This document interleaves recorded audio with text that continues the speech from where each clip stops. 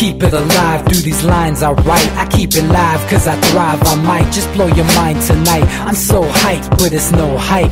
From this height, it's direct hits on sight. I'm your type, lend me your ears to show you that there's something in me. I'm not giving up, I'm standing right here, holding these days hostage. And I'll make this my year. We turning fear into love, and the love's in the air. I love doing this cause nothing compares. Nothing can share that same type of feeling when you feeling them flares. They can't catch it, it's havoc. I rip to a tear, switch a scenario. My stereos, I leave them impaired. Variables start to change and they're all in my range. I just gotta grab it, it's all mathematics. Every step is drastic, I make it fantastic. I'm trying to take your breath away. Asthmatic. This is live through the stereo. Go and let it blow, blow through the stereo. I'ma let them know through the stereo. Yo, here we go through the stereo, stereo. This is live through the stereo. Go and let it blow, blow through the stereo. I'ma let them know through the stereo. Yo, here we go through the stereo, stereo. Yeah, just nod your head with it, so explicit and vivid. Every image is intricate, intimate. I put my all into it, no scrimmage and no rules. I'm a pro tool, hear my heartbeat, beat into the vocals. I'm so no-go, lost my mind, oh no. It's ponderoso, dope, so no overdose, cause it's dope, yo. Man, this is house grown, mixed with some milestones. So I let the style flow down like the Dow Jones, bringing it with some foul tones, letting the crowd know we getting loud, so it's eardrum rudiments. Yeah, we bring it rude again. Move, little hooligan. Music for tuning in, full time to the 10. I'm on my clock like I told you. I'm doing this for dreams we pursuing. Hey guys, welcome back to the Anti-Media Radio. You're here with Lavonne, live in the flesh. I missed you guys. I took some time off to move into the best, awesome, oh my god, it's amazing, antique house where I can grow lots of food, so watch out. Seriously, I'm going to make the garden we've been dreaming of collectively. So I'm going to have space for people to come over and help me germinate seeds and nourish them. There's a wraparound porch up top, and we hope to have, gosh, we could fit so many boxes up there. I'm trying to do the math in my head. At least 10. So at least 10 4x4s. So, get excited. So tonight, it was kind of interesting. I went down to the corner store, and Mr. Khalid helped me for this evening. Just a brief overview. We're going to talk about the chakra system and how you can utilize your own. We're going to talk about what are the chakras. Maybe you've never heard that word before. Maybe you need a little more details about the origins, and how they perform inside of your body and how you can utilize them to your best ability. If you guys are just joining me, I want to tell you that on Fridays, we do things a little differently on the program. Instead of talking about current events and things that are going on in the world, I try and share with you some objective things, perhaps insightful things, depends on on your perception. Another aspect of the universe we exist in, everything that we're bombarded with conventionally and throughout our day, correct me if I'm wrong, please, tends to be negative or pessimistic. I'm very sensitive to the environments in which I inhabit, wherever I may be, and that's my general overview of existence. So my name's Lavonne. I try and live with love on, not off, and I share that everywhere I go. I got in trouble as a youth for talking too much during class. Well, I still do the same thing, just in real life. I talk to everybody I meet. Sometimes it's embarrassing for whoever's with me. I can't help it. The world is my stage, and I must speak to everyone. But I pulled for you a book from my shelf, and I've got to get started because it's quite immense, the things we need to speak on. It's called Eastern Body, Western Mind, Psychology and the Chakra System as a Path to the Self by Enodia Judith. I wasn't kidding when I said it was randomly chosen this evening by Khalid at the corner store. I like to do that. So I chose the book, and then as I was checking out, I was like, hey, pick some pages. And guess what? It all correlates, and it's going to make awesome sense, and we're going to have this grand time. I wanted to remind you guys that you could call into the station and talk to me. Our number is 1-717-718-8296. I hope that's the number. I've been out for a while. Forgive me. Forgive me if I'm wrong. I'm just kidding. I'm pretty sure that's the phone number. 1-718-717-8296. I'm pretty sure that's our phone number. So call me. Let's talk about these things. Let's get started with the wheels that heal. The chakra system is a 7-leveled philosophical model of the universe. Chakras have come to the West through the tradition and practice of yoga. Yoga, which means to yoke,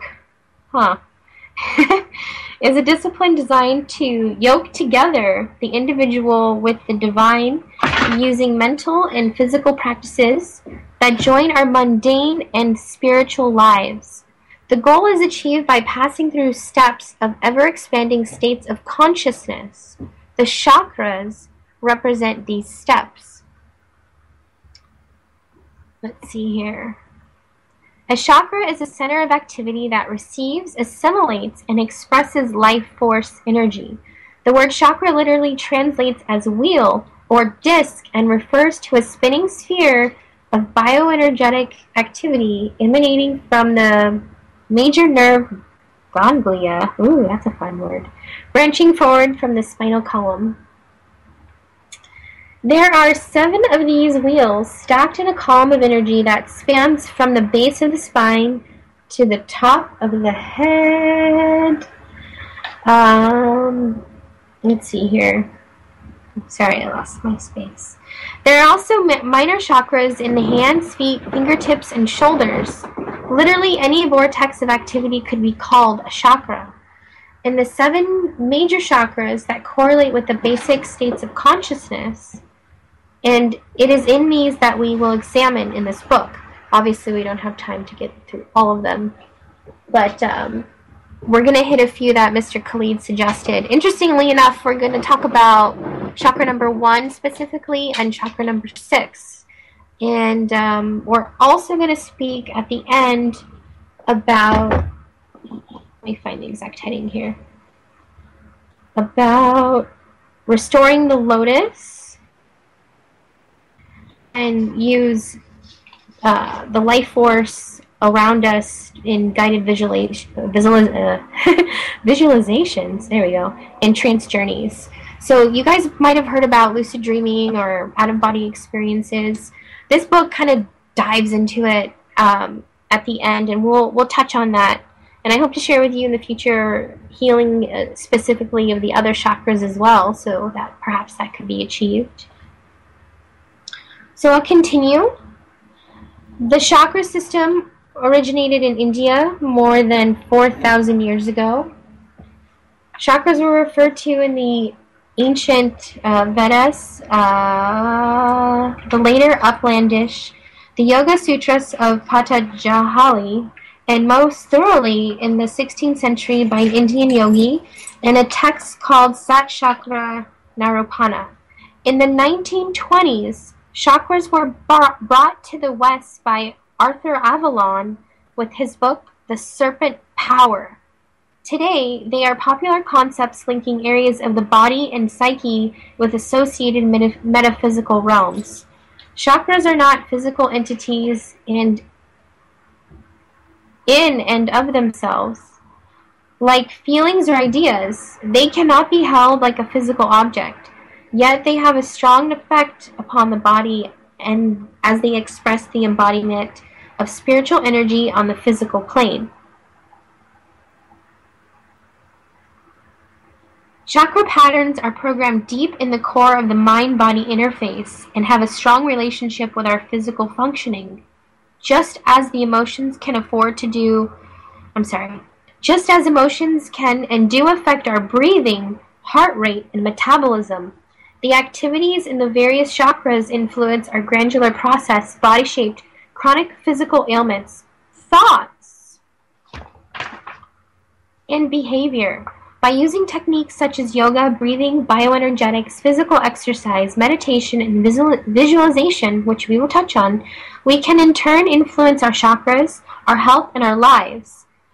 This is one of the essential values of the system that maps onto both the body and the mind and can be accessed through either. Thus, the chakras are said to have a location, even though they do not exist in the physical sense. There's a figure here that shows the relative locations. They basically go on a line down the center of your body. And these locations may vary slightly from one person to person, but remain consistent in their overall relationship to one another. While they cannot be seen or held as material entities, the chakras are evident in the shape of our physical bodies. The patterns manifested in our lives and the way we think, feel, and handle situations that life presents us. Just as we see the wind through movement of the leaves and branches, the chakras can be seen by what we create around us. So we'll touch on the chakras from 7 to 1. 7's being at the top. It's cognition, thought, or consciousness. Then there's intuition, light, or luminescence, which we're going to talk about. Communication, sound, vibration. Ooh, next week. Love, number 4. It also represents air or equilibrium. 3 is power or fire or combustion. 2 is sexuality, water, or polarity. 1 is survival, earth, or gravitation. So, based on their location in the body, the chakras have become associated with various states of consciousness, archetypal elements, and physiological constructs. The lower chakras, for example, which are physically closer to the earth, are related to the more practical matters of our lives, survival, movement, and action. They are ruled by physical and social law. The upper chakras represent mental realms and work on a symbolic level through words, images, and concepts. Each of the 7 chakras also has come to represent a major area of human psychological health, which can be briefly summarized as follows. 1, survival, 2, sexuality, 3, power, 4, love, communication, 5, intuition, 6, and 7, cognition, which also relates to the chakra points. Metaphorically, the chakralas, ooh, that's a new word. The chakras relate to the following archetypal elements: earth, water, fire, air, sound, light, and thought. She says, this is my own interpretation because the classic text only lists 5 elements. So these elements in turn represent the universal principles of gravitation, polarity, combustion, equilibrium, vibration, luminescence, and consciousness itself, respectively. Sorry, I thought that was a new sentence. Understanding these formative principles and the essence of the associated elements gives us a key to understanding the unique nature of each chakra. Earth is solid and dense. Water is formless and fluid. Fire is radiating and transforming. Air is soft and spacious. Sound is rhythmic and pulsation. Light is illuminating, while thought itself is the ultimate medium of consciousness. Meditating on the elements gives us a profound sense of the distinct flavor of each chakra. Together, the chakras describe the kind of Jacob's ladder connecting the polarities of heaven and earth, mind and body, spirit and matter. These polarities exist on a continuum, with the chakras as an incremental steps that are embodied with all life possesses. Each step upward moves from a heavy, well-defined vibrational state to a higher, subtler, and freer form. Each step downward brings us into form and solidity. As there are 7 levels to the chakras and 7 colors in the rainbow, the slowest vibration of visible light, red, is associated with the base chakra, and the fastest and shortest, violet, with the crown. Each of the other colors, orange, yellow, green, blue, indigo, represent the steps between. As we learn to open and heal the chakras within us, we become the rainbow bridge, or the living link between heaven and earth. Each of the chakra's principles and attributes will be discussed in the following chapters. So let's move on to the first chakra. Let's see here. Which is associated with, according to this, trust, family, boundaries. And when it's strong, you have good health, you're practical and you're grounded. When it's in excess, you're hoarding, you make things complex.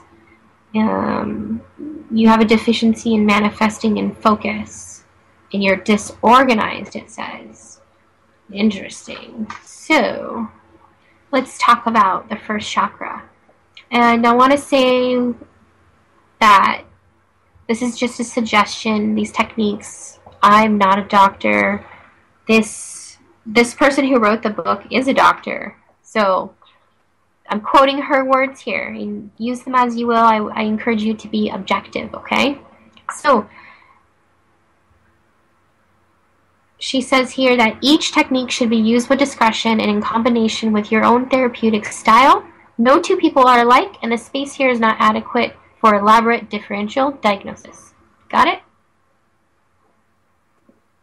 So, general principles and assessment. To heal our relationship to our bodies is to heal our relationship with the earth.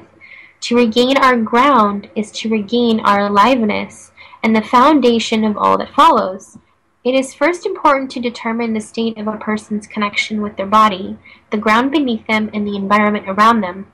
The shape and form of the body and the characteristic style of connection with the outside world are where we find clues.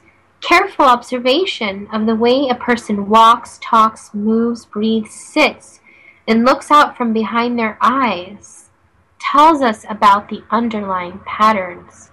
Ooh. I'm so glad they're speaking about this. That's my hobby. I watch everyone. I super creep. I am a creeper, and I'm proud of it.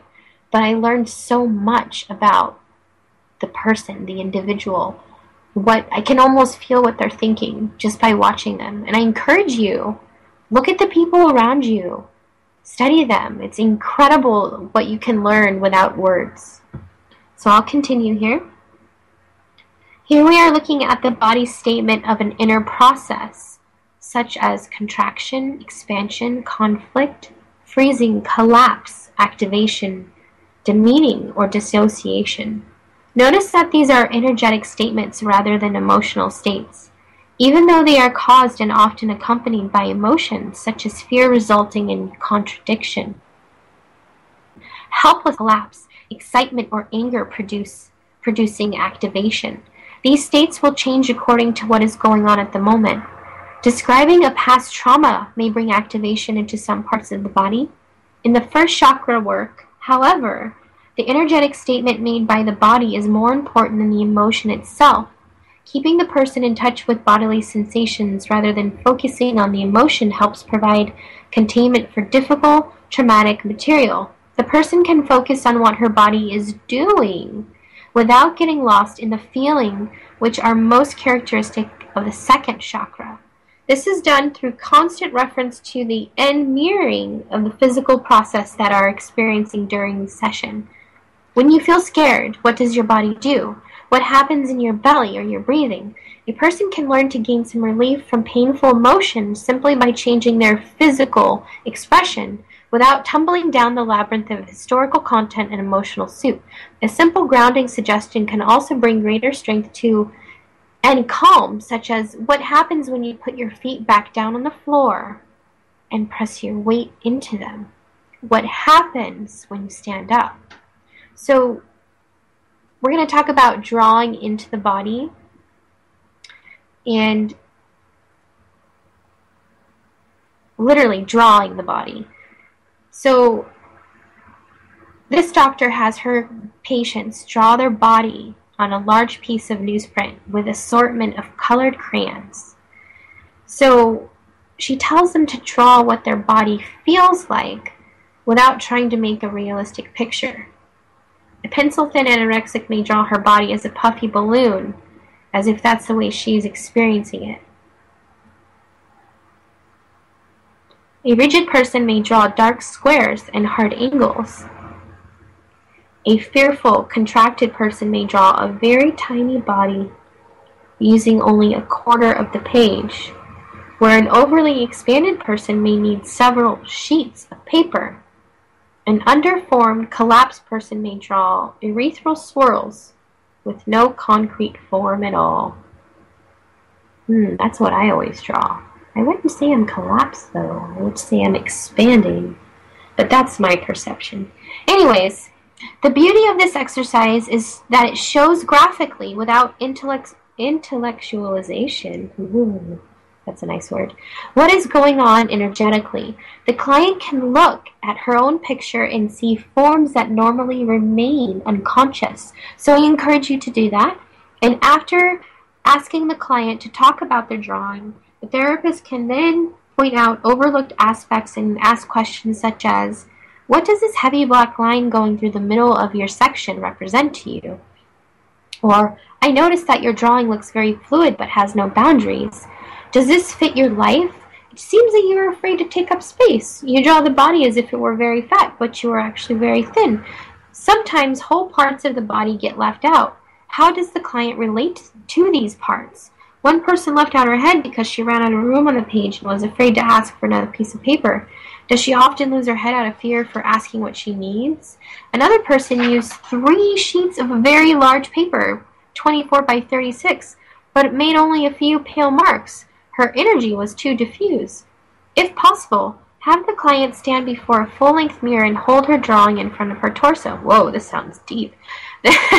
This has the effect of giving a kind of X-ray vision into the internal scheme of the energetic structure. How does she feel about this person? What conclusions would she draw if she saw only the picture? What are the areas that most need attention and healing? If there's no mirror in the office or your house, give this as a home assignment. Hey, home assignment, this is assigned to you. I'd be interested. Well, I'm biased now, obviously, because I just read this, but well, I guess I'm not biased because I've already determined that I draw swirls. But how do you see yourself? You should try. You should draw your body how it feels and see what you get. We're going to talk now about body dialogue. The first step out of dissociation is to reestablish communication with the body. This exercise gives voice to various parts of the body and allows the mind to dialogue with these parts and learn about their experience. So she usually begins by having a person lie down in a relaxed, comfortable position, and she sits next to them with a pad and a pencil. And they say, so pretend that the body is a corporation and that you're having a visiting consultant, and this person, like an office space, is going to interview all the workers about how they feel about their job and position. And each body part is a member of the corporation. And you want to collect information from the feet to the crown. And she says things like, I am my feet and then complete the sentence with an emotion. For example, I am my feet and I feel like the weight of the world is on me. I am my belly and I feel afraid. I am my head and I run the show. Sometimes one part of the body may wish to tell a whole story linking several statements. Other times it may not be able to find its voice or it may feel numb. When the whole body has had a chance to speak, then she reads them back, all of the things they have said, omitting the actual body parts. And she says, I feel the weight of the world is on me. I feel afraid. I am running the show. I feel numb. I feel tense. Then one gets to experience how the body is experiencing or expressing the life experience. Wow. That's steep. So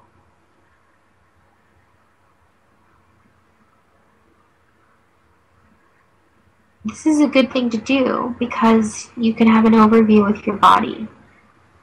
And then you can determine what is the cause. There's always action-reaction. So those feelings are a reaction. What was the action that caused them? I may I may take this up as an exercise.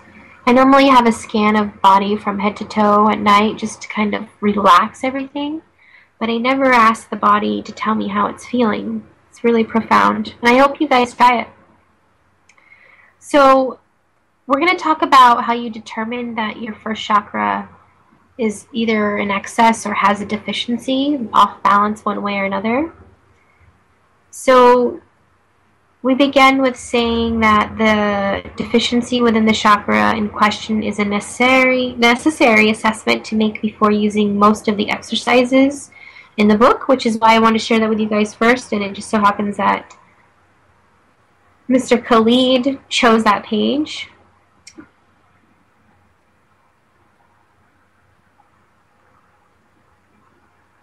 An excessive chakra will benefit most from relaxing or discharging exercises, while a deficient chakra will benefit from stimulating or charging exercise. I'm switching around letters. Charge is a bioenergetic word for the body's basic excitement. We feel charged when we're angry, excited, sexually aroused, scared, in love, or in any number of intense emotional states. We feel charged whenever our survival is threatened, when we get a profound spiritual connection, when we watch an exciting movie, or when we are creating a work of art. Ooh, I know that one. Charge can be felt as an intensity, an enthusiasm, or a heightened awareness. Issues from our childhood hold a lot of charge, some positive and some negative. For children of alcoholics or divorced parents, holidays are often charged with anxiety. We become hypertensive to issues that have a lot of charge, and we may overreact or compulsively avoid such situations. Positive experiences hold charge too. We may get a charge of energy from seeing an old friend, getting a promotion, or remembering a good vacation.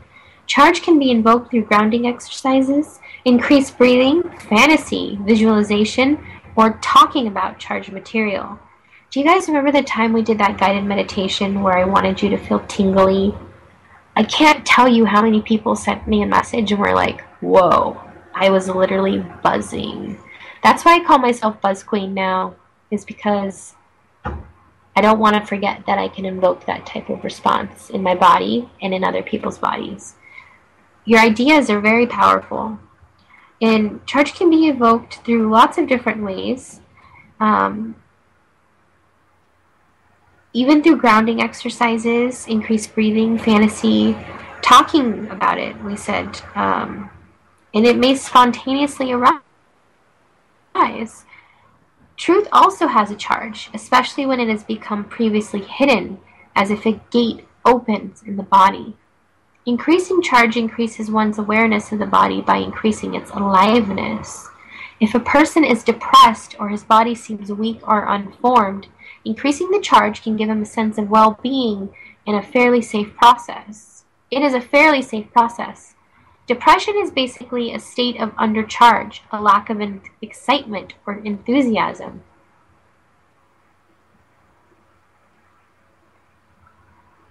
Not all charge is pleasurable, however. When a body is rigidly compressed, as it is in the schizoid creative structure, increased charge may be felt as anxiety. Chronic muscular tension is designed to defend against charge as a way of avoiding or dispelling unwanted feelings. In this case, one must be fearful not to overcharge or load the body with more energy than it has the capacity to safely handle. When one is overcharged, he may feel anxious, restless, scared, or out of control. Excess charge of this type is experienced as stress. So, a deficiency in the first chakra is a deficient chakra is contracted, vacant, weak, sloppy, or unformed. This is usually recognizable by simply looking at the body. Contraction pulls inward, as if the person were trying to make himself as small as possible. He may sit cross-legged and hunched over, with arms pulled inward across his body, making tight, small movements. In assessing contraction, it is important to see if you can determine its center. A person may be contracting his energy upward into his head, backwards into his solar plexus or heart area, or on occasionally downward into the ground. If the contraction pulls away from the ground, the first chakra becomes empty and vacant, and the person may be totally out of touch with feelings in this area. If a person's energy is very disorganized, the first chakra will be weak and disappear at the slightest challenge. It may appear to be grounded at times and not at others. The person may shift his position constantly as if fidgeting, or move from one foot to foot while standing. There is a restlessness to the energy in general, often with difficulty concentrating.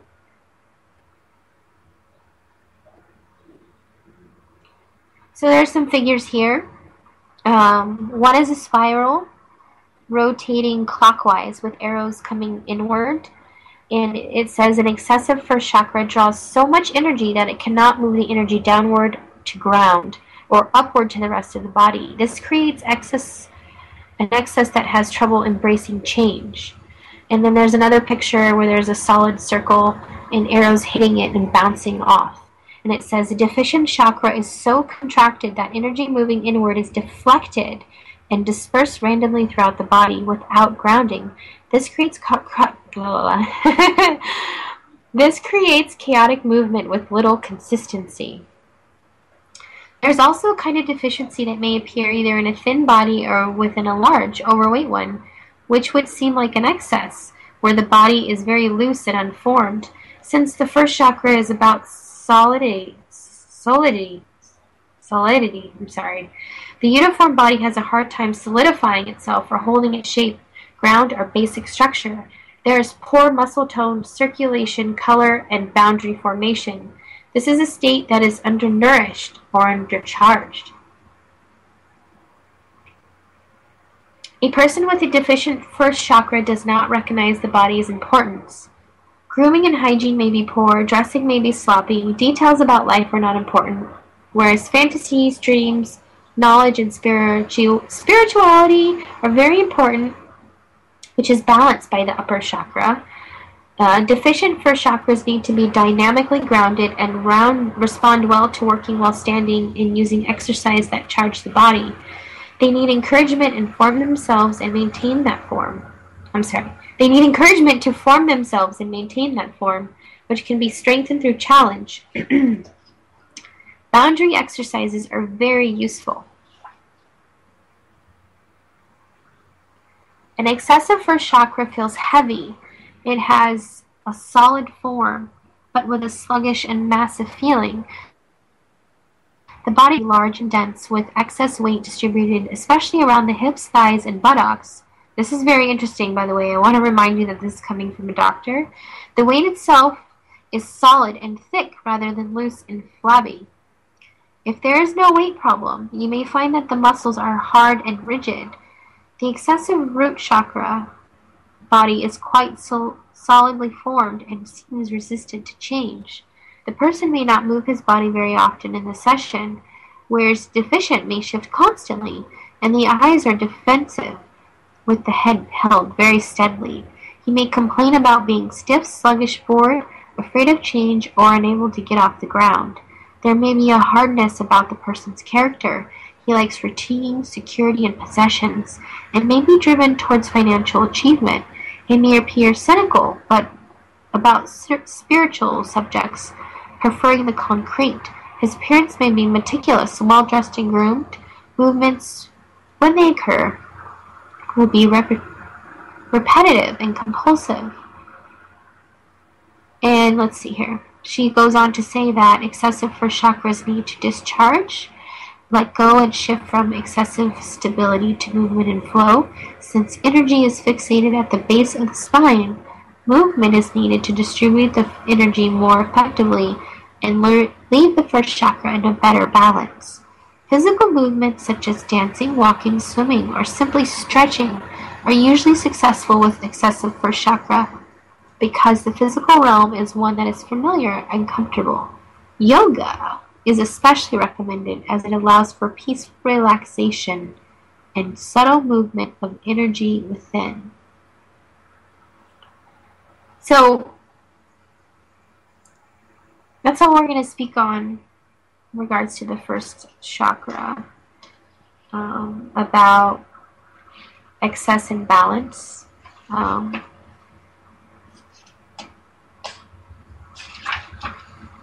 you can more specifically work on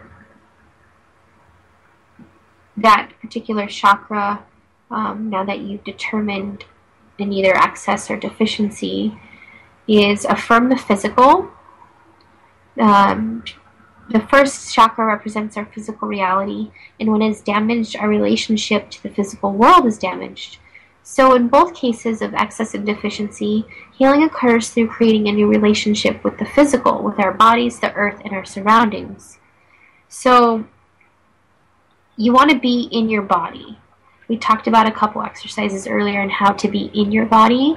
I suggest that you do that. It's very interesting to determine what you're experiencing based on the feedback you get when you focus your energy on a particular region. Also, she suggests that you work on your feet. You're grounded via your feet and your legs. Interestingly enough, I wear red shoes and red pants pretty much every day because I tell people that it makes me feel grounded. And it does. Try it. Try it one day. See how you feel. Working on the feet can imply two things. Working directly on the feet themselves, as in foot massage, flexing, arching, kicking, or pushing. Or same thing with your legs. How often do you come home from a long day and massage yourself? You should get into a routine of pampering yourself. It feels so good. I've been having a lot of alone time, and it's awesome to be with yourself and understand what you are experiencing, actually. If you don't know, I work on people. I manage a doctor's office where we do all sorts of healing modalities. Gosh, it just ranges from chiropractic to massage. We refer out to an acupuncture clinic. We refer to a Reiki practitioner. We're hoping to incorporate more skin therapies and nutritional counseling, but we really treat people as a whole. And it's profound when you give people the power of having the control of their experience and knowing that it's okay to have emotions and feel them represented in your being. That's what being alive is. And it's so sad to me that we live in this world where pain isn't warranted. Well, healing doesn't feel good. Pain is not necessarily a bad thing. It's your body having a reaction to what? So I encourage you to identify with action equals reaction, that there's always a catalyst for said event, always. And be aware of that experience within you. Like, why are you sore in your left foot? Why is your shoulder tight? Why does your head hurt? Are you dehydrated? Did you sit on your wallet for 12 hours while driving in your right pocket and throw off your hips, and now you're having a lot of pressure on one of your toes? Like, all of these things may occur or not occur. But what kills me the most is that people are ignorant to their experience. Like, we're taught, why? You are remarkable. Your nervous system alone is mind-blowing. It's like you are literally wired to feel. So feel, experience, be in your body. It's profound beyond words. I cannot even express it to you. So we're running out of time here. I can't believe how much time we spent on that one chakra. So I want to talk a little bit about the sixth chakra. And this one is a lot of, let's see here, it has to do with our intuition. A lot of it occurs when we're a child. In our aspects, our perception, our memory, our visualization, our imagination, our dreams. This is an important chakra to me. As children and young adults, we are not taught to use our intuition, to think mythically or symbolically, or even to believe in possibilities of psychic awareness.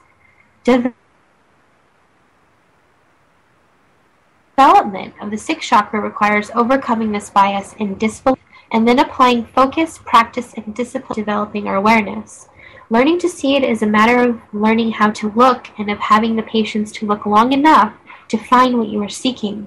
As our visual thought process is so intimately linked with the rest of our personal experience, each step in our healing process, whether of body, emotions, mind, or personal relationships, brings clarity to the larger picture we are trying to see.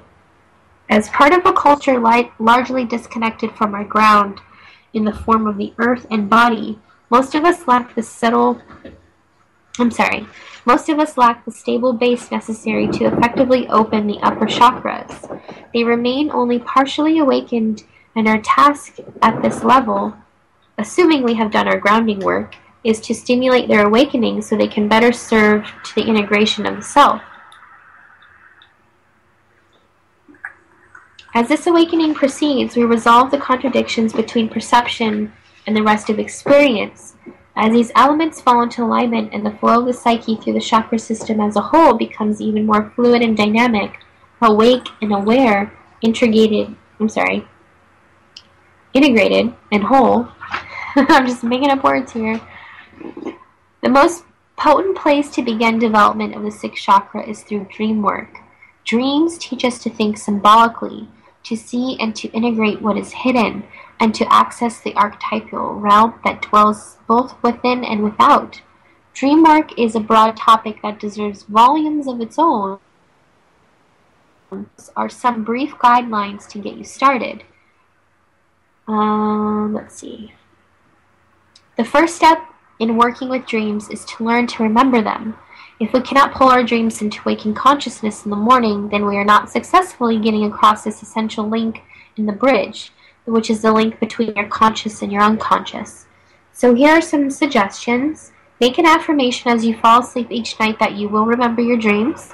Before you go to sleep, review your day in reverse, starting with the most recent event and moving back to the day on its beginning.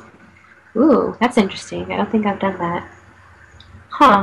When you wake, do not move your position before mentally reviewing the dream in your semi-conscious state. Only when you have reviewed the dream entirely do you let your body move. If you have already rolled over, return to the position you were sleeping in and the dream may come back. Keep writing implements by your bed. Keep writing implements by your bed and create the habit of writing down whatever you can remember, even fragments. Once the psyche knows that attention is being paid to dreams, recall usually improves dramatically. Some say supplements such as vitamin B or melatonin increase dream activity and recall. Use of marijuana and alcohol tends to suppress it. I don't know if I agree with that. Anyways, when you write down your dreams, write them in a present tense, such as, I am going down the stairs to the basement. I see a hooded figure. Draw pictures of the symbols and images if possible. Regard the dream as a composite of your own psyche. Each person, animal, or thing is in the dream as an aspect of yourself, including inanimate elements such as cars, houses, rocks, bodies of waters, tools, or any other strange object that shows up. Cars are often the vehicle we use to move through life, and house is the structure of our own psyche. But guard against standard interpretations of symbols such as those found in dream books. What the dream means to you personally is far more significant. People you recognize from waking life can also symbolize parts of you. Friends, children, partners, parents, or hated enemies especially can represent aspects of the self such as the inner Ally, the inner child, the internalized parent, or the shadow. Shadow elements, dark or scary figures, or people we strongly dislike are best befriended rather than banished or conquered, as they have something to teach us. Ask them why they are there and what they want from you. Your point of view on a dream is known as the dream ego. Examine the state of a dream ego. Is it scared, excited, perplexed, angry, What is the dream ego trying to accomplish in the dream? How is it going about doing this? What is blocking this accomplishment? So set up a dialogue between various parts of the dream. Yes, you can have a dialogue between the dream ego and the toaster, the tree, or the demon that is chasing you.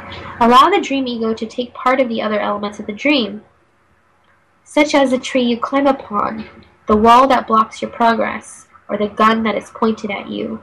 Finally, it is helpful to share your dreams with others. If you sleep with someone, make a morning ritual of sharing your dreams. Oh, how cute. Find a dream group. Whoa, this is getting a little deep here. We're not going to get into all the things you can do. Just be mindful of them. She suggests that you study mythology, that you do so because the stories of the gods and goddesses, mythic heroes, harpies, dragons, snakes, and other totem animals all describe the way that archetypal figures have arranged themselves in the field of human consciousness. Knowledge of these stories stimulates our imagination and brings context and connectedness to our healing process and opens up a spiritual realm. It is essential for finding deeper meaning of the rest of life. It is essential for bringing in internal and external during the 7th chakra step. Anyways, visual art. Many people claim that they have difficulty visualizing, which leaves them at a disadvantage for creative visualization, guided meditation, or trance work. If you're one of these people, do not despair. There is hope. So you can draw your chakras. We talked about that earlier, drawing your body, how it feels. She says here you can draw your chakras and try and represent the energy and what kind of balance is expressed in each aspect of your body. What else? She says to make collages. Again, this lady's name is Anodia Judith, and the book's called Eastern Body, Western Mind. It's pretty interesting. Methods to connect psychology to our chakra systems and hopes to connect to the higher self.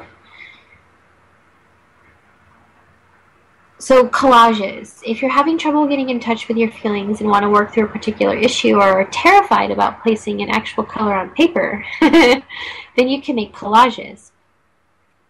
Pick a theme you want to work on, such as relationships, work, body image, communication, personal power, dreams, and get a stack of old magazines or a large piece of paper, some glue and some scissors, and arrange all these things and make a representation of how you're feeling, if you can. Mandals. Carl Jung described the mandala as a symbol. Mandalas are geometric designs that emanate from a center. They can be made with a compass or ruler and colored in any way you prefer. You may choose to do one for each chakra.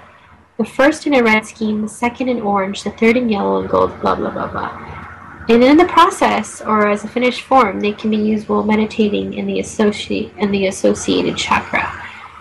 Visualization, when we imagine or remember, we possess a very much like, we use a process very much like the one used to see psychically. The difference is the subject in question. You can remember all sorts of things. For example, if you have a moment, try and remember, what did you have for breakfast yesterday? What color were the dishes? What clothes were you wearing? Who else was in the room? What was the weather like outside? How many lights were on? You can use things like that to recall. You can test the limits of your mind. We can also let particular image like a rose or a house become a symbol for something we want to look at. Imagine your best friend has a house. What color would the house be? What kind of condition would it be in? How many rooms are there? My best friend. Ooh, she's definitely a Victorian house, like a pristine one. It's hot pink and green, for sure. So that's fun. Creative visualization is a technique for imagining the things we would like to manifest in our life and giving them the focus and attention needed to bring them about.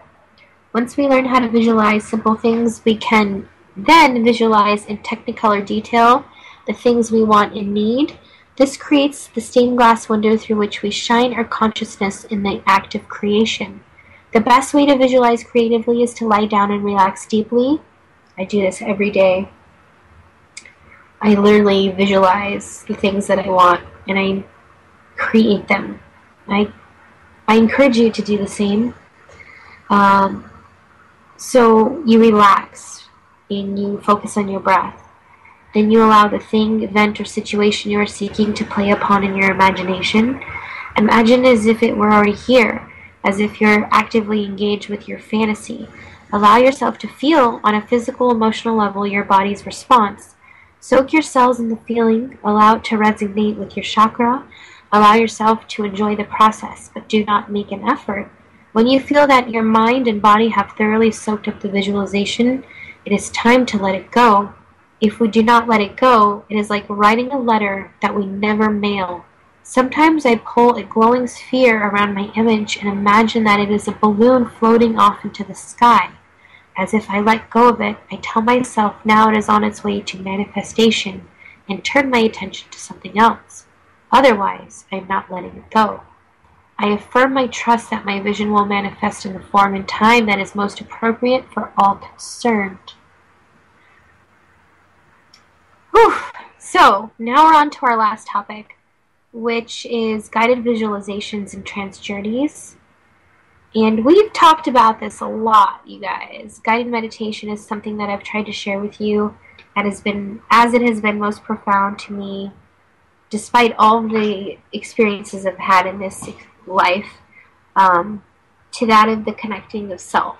Like, via meditation is the most mind-blowing realization that I've ever experienced. And we touched a little bit about visualization.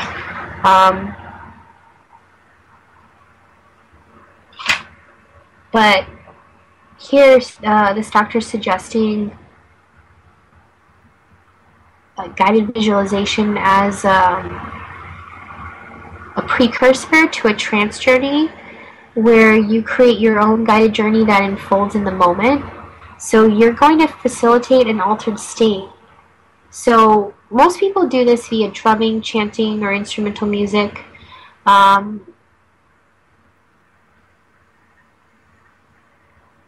She suggests here that you look up Akashic records, a journey to the underworld, seeking a spirit guide, things like that. And you wanna give images that are like dreamlike. Allow yourself to go to a state where you can just be. And she suggests here that developing our intuition is very crucial in being able to have such experiences. And we talked about this earlier, just being in the moment, like listening to you. That's part of being intuitive. It's something we all have, but we kind of forget. It's strange. By learning to contract, listen to, and act on our intuition, we can directly connect to the higher power of the universe and allow it to be our guiding force. Whether we are aware of it or not, our intuition is available all the time. The problem is whether or not we listen to it. In order to listen to it, we must validate that it has the potential to give us useful information. Well, I'm validating that for you right now. You are able to give yourself good information. Surprise! Our intuition gives us, let's see here, reliable information, but we can honor the hunches that lead us in the right direction. As intuition is a passive, largely unconscious experience, it cannot be forced. Instead, we must tune in deeply to our feelings, listen to our guts, and to the non-rational parts of our thinking process. We must enter a state of openness and trust. If we do not trust ourselves or our surroundings, we will have difficulty trusting our intuition. Who in your past has invalidated your intuition? What beliefs do you hold about its power? How much do you trust your intuitive process, and what are the grounds upon which you base your trust or distrust? Clarissa Pinkola Estes tells a story in Women Who Run with the Wolves about a young girl who, upon her mother's death, receives a couple of small dolls to put in her pocket. As her mother lay dying, she was told that these dolls would answer her questions by jumping up and down in her pocket. This is a metaphor for that turbulent gut feeling when we get something that is not right. How often we override that sensation and push ourselves forward, only to regret it later. As a tool for intuition, we can create imaginary symbols to speak to us, such as the dolls mentioned above. Others use an inner guide, wise woman or sage, angel or animal totem as a symbol of their intuition. With a clear visualization, you can ask your guide any questions you might have. The answers come from within yourself, but often the guide can be the symbolic vehicle to translate the information into a form you can receive. Clairvoyance. We have just a few minutes here and we'll touch on this and I'll leave you with that. Is the French for clear seeing. It involves looking into the clear space around an object, rather than at the solid shape of the material world. Clairvoyance is what remains when we clear illusions out of our own mind and look directly at the energies swirling about us. It enables us to see auras, chakras, and the subtle energy dynamics that flow within, around, and between people. Clairvoyance can be developed by anyone. It does not require a special gene or talent, though some people take it to more easily than others. Clairvoyant abilities are developed through a combination of all these exercises. Being able to visualize helps us see the answers to questions that arise, and following our intuition helps us make sense of what we are seeing so that we can apply it appropriately. Yeah, I just told you were magic. Let's see here. Thank you guys for joining me. We've talked about a lot of different things tonight on objective perspective. We talked about the chakra system and all of the things that relate to them in regards to either being deficient, being excessive, and what strength and what weaknesses can arise from either of those. Particularly, we talked about chakra number 1, which again had to do with trust, family boundaries, manifesting, focus, discipline, and organization. And we also talked about 6, which has to do with memory, visualization, imagination, being intuitive, and a little bit, and it also has to do with perception and clairvoyance. Those topics were chosen randomly, or not so randomly, however you view it, by, what's his name? The lovely man at the local store. Khalid! That's right, Khalid. We also talked about dreams and how to be in our bodies and connect to the experience we're having. We spoke on action equals reaction. Don't forget that. It's a rule of the universe, and it is so. So every time you're having a reaction in your body, I want you to think, why? Like, if something hurts, don't just go, oh, I'm going to take this pill and it's going to feel better. Think, why does it hurt? And maybe try one of those techniques we talked about, asking your body how it feels in meditation, or just being still, or drawing yourself as an expression of emotions rather than a figure. Either one of those things can offer you a different perspective into you. Hope to catch you guys on Monday. Same time, same place. Have a beautiful weekend.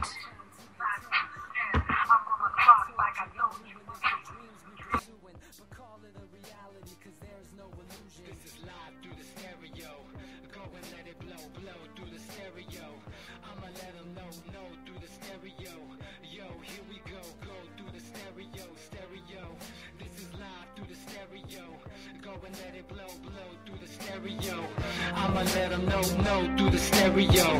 Yo, here we go through the stereo.